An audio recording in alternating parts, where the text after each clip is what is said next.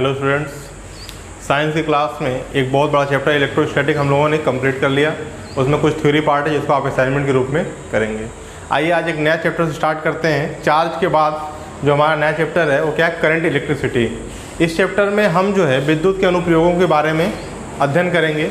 उसमें से बहुत सारी चीज़ें आप पहले की बेसिक कक्षाओं में पढ़ चुके हैं ना, तो छोटा चैप्टर है। इसके बाद जो हमारा चैप्टर स्टार्ट होगा चुंबकत्व है ना, मैग्नेटिक प्रॉपर्टी और मैग्नेटिक इलेक्ट्रिक जो रिलेशन है उस पर हम चीज़ों को डिस्कस करेंगे।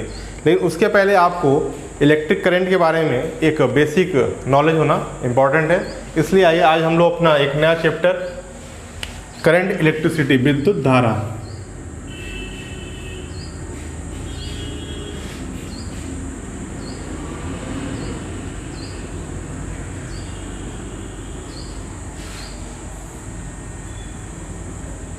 विद्युत धारा, ठीक, इसको स्टार्ट करते हैं। समझते हैं क्या होता है करंट, कैसे इलेक्ट्रिसिटी फ्लो होता है ना। तो कुछ चीज़ें जैसे आपको मालूम होना चाहिए। पहले तो ये कंडक्टर क्या होता है, यानी कि चालक।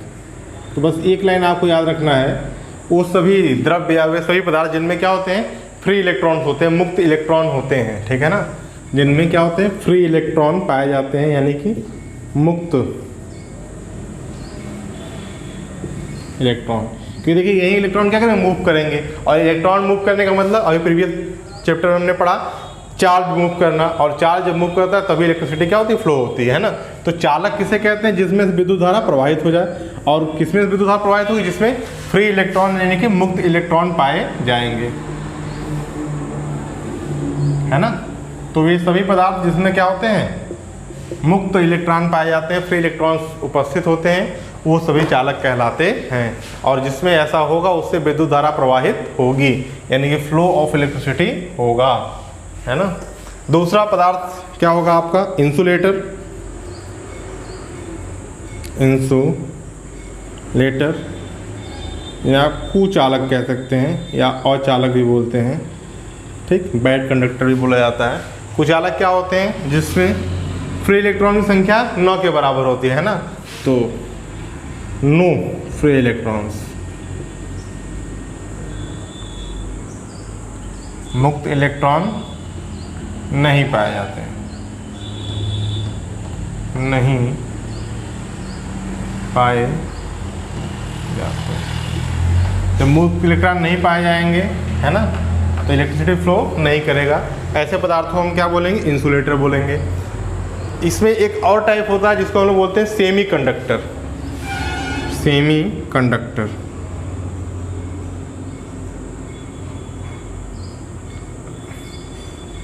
तो देखिए इसमें तो इलेक्ट्रिसिटी फ्लो नहीं होगी, इसमें नहीं होगी, इसमें होगी। और सेमी कंडक्टर में क्या होगा, तो सामान्य परिस्थितियों में इलेक्ट्रिसिटी फ्लो नहीं करता, लेकिन विशेष टेम्परेचर एंड प्रेशर पे वो चीज़ें इलेक्ट्रिसिटी फ्लो करने लगता है ना। इसको बोलते हैं अर्धचालक, अर्धचालक, है ना।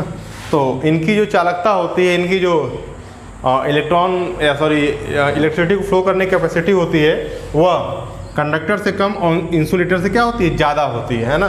जिसमें फ्री इलेक्ट्रॉन्स होते हैं, कम होते हैं, और वो एक विशेष, है ना, स्पेसिफिक कंडीशन में फ्लो करते हैं, ठीक है।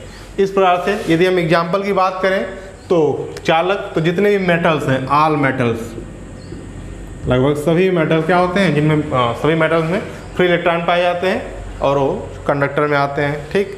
कुचालक में नॉन मेटल, अधातु, सभी धातु किस में आ गए, आपके चालक होते हैं। और सभी अधातु आपके क्या होते हैं, कुचालक होते हैं। और अर्धचालक की बात करें तो दो, सिलिकॉन एंड जर्मेनियम, है ना। सिलिकॉन एंड जर्मेनियम, ये आपके क्या होते हैं, अर्धचालक होते हैं, है ना। तो पहली बात तो आपको ये समझ में आना चाहिए, चालक का मतलब जिसमें इलेक्ट्रिसिटी का फ्लो हो जाए। तो कोई भी मेटल होगा उसके अंदर इलेक्ट्रिसिटी का फ्लो हो जाएगा। नॉन मेटल होंगे तो उसमें इलेक्ट्रिसिटी का फ्लो नहीं होगा, क्योंकि वो क्या होते हैं, कुचालक होते हैं, उसमें मुक्त इलेक्ट्रॉन नहीं पाए जाते, फ्री इलेक्ट्रॉन अब्सेंट होते हैं। सेमीकंडक्टर अर्धचालक जो एक स्पेसिफिक टेम्परेचर पे ही क्या करते हैं, इलेक्ट्रॉनों के फ्लो को एक्सेप्टेंस देते हैं। तो उसका एग्जाम्पल क्या होगा, सिलिकॉन और जर्मेनियम, है ना। तो इसको आप एक बेसिक जो चीज़ें उसको जानेंगे।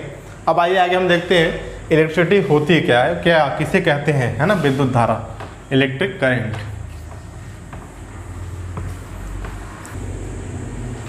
चलिए नेक्स्ट टॉपिक हमारा है इलेक्ट्रिक करंट।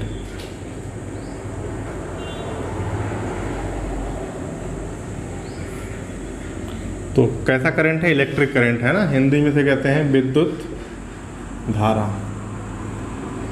तो धारा किसकी है, विद्युत की है ना, विद्युत धारा। तो विद्युत धारा कहते किसे हैं, तो सबसे पहले डेफिनेशन क्या होता है, तो flow of, rate of flow of charge, है ना, आवेशों के प्रवाह की दर को,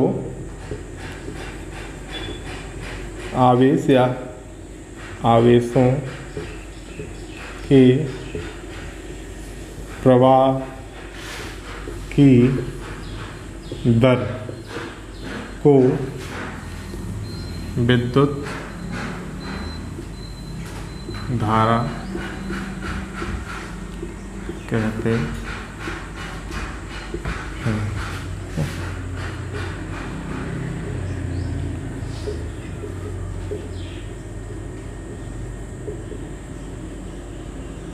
rate of flow of charge, है ना, जो आपका कहलाता है, क्या कहलाता है, इलेक्ट्रिसिटी या करंट इलेक्ट्रिसिटी कहा। ठीक, ये तो हो गया डेफिनेशन की बात, है ना, यानी कि एकांक समय में जितने भी आवेश की मात्रा एक पॉइंट से दूसरे पॉइंट में फ्लो करती है, उतना ही, है ना, उन पॉइंटों के बीच में विद्युत धारा इलेक्ट्रिसिटी क्या होती है, जनरेट होती है।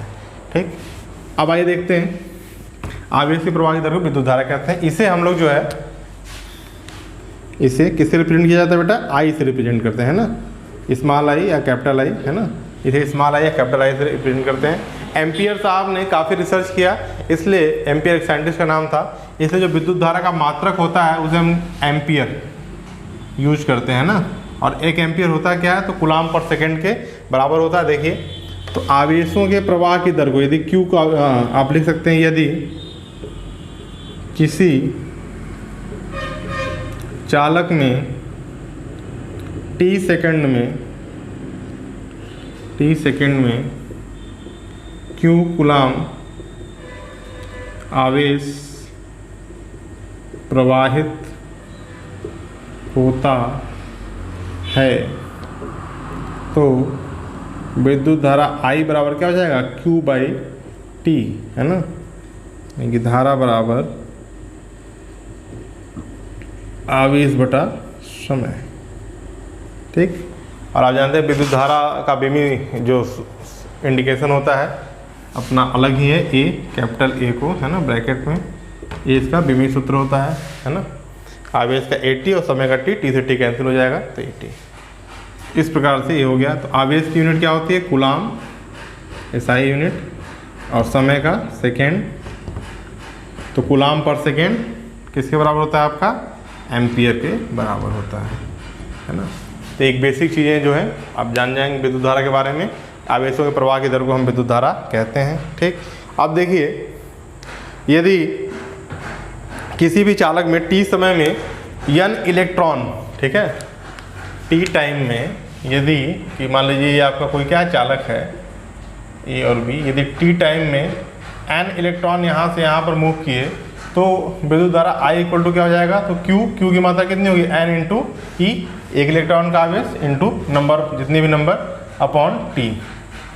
I इक्वल टू क्या हो जाएगा, n ई अपॉन टी, जहाँ पर n क्या है, नंबर ऑफ इलेक्ट्रॉन, और e क्या है, इलेक्ट्रॉन का आवेश, और एक इलेक्ट्रॉन पर आवेश कितना होता है, तो 1.6 इलेक्ट्रॉन पर आवेश कितना होता है, 1.6 इंटू 10 टू द पावर -19, और ये माइनस का होता है ना, प्रोटॉन पे भी इतना आया तो प्लस का होगा, -1.6 into 10 to the power -19 coulomb.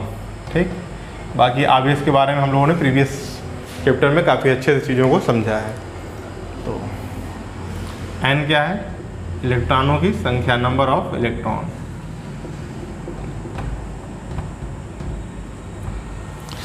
अब देखिए, यदि इलेक्ट्रॉन आपका इधर से इधर मूव कर रहा है, तो इलेक्ट्रिसिटी जनरेशन इसके अपोजिट साइड में होगी, है ना, यानी कि जो विद्युत धारा की दिशा होती है वह आवेशों के प्रवाह की दिशा के विपरीत होती है ना। एक लाइन आप नोट कर लेंगे कि विद्युत धारा की दिशा आवेशों के प्रवाह के दिशा के विपरीत होती है।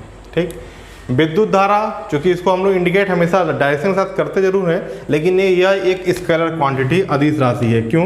क्योंकि यह बीजगणितीय नियमों का, योग के बीजगणितीय नियमों का पालन नहीं करती, है ना। ठीक, तो हमने आपको अदिश सदिश के समय बताया था, अब फिर से सुन लीजिए। सिर्फ दिशा हो ऐसा नहीं कि वो सदिश हो जाएगा, है ना। दिशा के साथ साथ जो योग के बीजगणितीय नियम है, जो समेशन अलजेब्रिक रूल्स है, उसको फॉलो करना चाहिए। ठीक है, जैसे आप यहाँ पर इस बात को ऐसे समझ सकते हैं, ये अगर इधर से 5 एम्पियर करंट आ रहा हो और इस साइड से 5 एम्पियर करंट आ रहा हो और इधर इस तरीके से मूव कर रहा हो, तो ऐसा नहीं कि अब देखिएगा डायरेक्शन साथ तो ये प्लस होगा, इधर से आने वाला तो माइनस होना चाहिए, तो यहाँ 0 एम्पियर ऐसा नहीं होगा, जबकि ये दोनों क्या होंगे आपस में ऐड होकर के 10 एम्पियर इधर जाता है ना। तो ये बीजगणितीय नियम का फॉलो नहीं करता, अगर करता तो ये दोनों क्या हो जाते कैंसिल होते हैं, 0 एम्पियर ऊपर जाता है, इसलिए इसको हम लोग अदिश राशि मानते हैं, स्केलर क्वांटिटी है। तो कुछ बेसिक चीज़ें जो ऑब्जेक्टिव टाइप का क्वेश्चन में पूछा जाता है आपसे। विद्युत धारा एक अदिश राशि, विद्युत धारा का SI मात्रक एम्पियर, एम्पियर क्या होता है कूलाम पर सेकेंड होता है, I = Q/T, है ना। इलेक्ट्रॉन पे आवेश, इन सारी चीज़ों को आप याद रखेंगे, है ना। आगे हम लोग बात करेंगे पोटेंशियल डिफरेंस की विभवांतर, जिसको आप नोट कर लीजिएगा ऐसे ही रफली। आइए बात करते हैं पोटेंशियल डिफरेंस की, है ना। तो हालांकि ये सब चीज़ें पिछले चैप्टर में भी हो चुका था। पोटेंशियल डिफरेंस विभवांतर, ठीक। तो एक स्थान से दूसरे स्थान पर आवेशों के प्रवाह के लिए जो कारक रिस्पॉन्सिबल हो, तो आप लिख सकते हैं वह कारक, यानी कि वह फैक्टर, वह कारक जो या जिसके, वह कारक जिसके कारण इलेक्ट्रॉन, या आप इसको आवेश के रूप में भी लिख सकते हैं, आवेश या इलेक्ट्रॉन, वह कारक जिसके कारण इलेक्ट्रॉन या आवेश का प्रवाह चालक के एक सिरे से दूसरे सिरे तक होता है, विभवांतर कहलाता है। तो वह कारक जो है, वह फैक्टर जिसके कारण से क्या होता है आपका किसी भी कंडक्टर के एक टर्मिनल से दूसरे टर्मिनल तक इलेक्ट्रॉनों का फ्लो होता है, वही आपका क्या कहलाता है, विभवांतर कहलाता है ना। अब यदि मान लीजिए आपको कोई क्या है कंडक्टर है ए और बी, है ना। तो माना Q कूलाम आवेश, इस Q कूलाम आवेश को इस कंडक्टर के ए सिरे से बी सिरे तक प्रवाहित करने में यदि W जूल कार्य किया जाता हो, कितना जूल कार्य किया जा रहा हो, W जूल कार्य किया जा रहा हो, तो विभवांतर जिसको हम लोग V से रिप्रेजेंट करते हैं, V = क्या हो जाएगा, W/Q, यानी विभवांतर आपका क्या होता है, आपका कार्य बटा आवेश, है ना। W क्या है आपका कार्य है, Q क्या है आपका आवेश, ठीक। कार्य का मात्रक क्या होता है, जूल, और आवेश का कूलाम, जूल पर कूलाम। और इसी को हम लोग, ये देखिए बोल्ट साहब भी एक आपके साइंटिस्ट थे, उन्हीं के नाम पर बोल्ट कहते हैं, है ना। जूल पर कूलाम को हम लोग क्या कहते हैं, बोल्ट कहते हैं। तो विभवांतर यूनिट क्या हो गई आपकी, बोल्ट हो गई, है ना। अब इसका आप लोग जो है बीमी सूत्र फाइंड आउट कर लेंगे, हालांकि प्रीवियस वाले चैप्टर हमने करा रखा है। तो ये सारी चीज़ें हुई धारा और विभवांतर। अब इसके बाद आता है ओम्स लॉ, है ना। ओम्स लॉ ने पोटेंशियल डिफरेंस और इलेक्ट्रिसिटी के बीच में रिलेशन को एक्सप्लेन किया, ठीक है, कि किस प्रकार से दोनों के बीच में रिलेशन होता है। तो कल जो हम लोग चैप्टर करेंगे, कल जो वीडियो अपना आपको अपलोड किया जाएगा, उसमें ओम्स लॉ के बारे में और रेजिस्टेंस के बारे में, कॉम्बिनेशन ऑफ रेजिस्टेंस, ठीक है। क्योंकि ये सारी चीज़ें बेसिक है, 9th में भी आप लोगों ने पढ़ा हुआ है, तो थोड़ा जल्दी करेंगे फास्ट। तो एक बार आप पहले से बुक से रिवीजन कर लेंगे, क्योंकि कॉम्बिनेशन ऑफ कैपेसिटर आपने किया, उसी का जस्ट अपोजिट क्या है, कॉम्बिनेशन ऑफ रजिस्टर है, तो उसके बारे में डिस्कशन किया जाएगा। Thank you.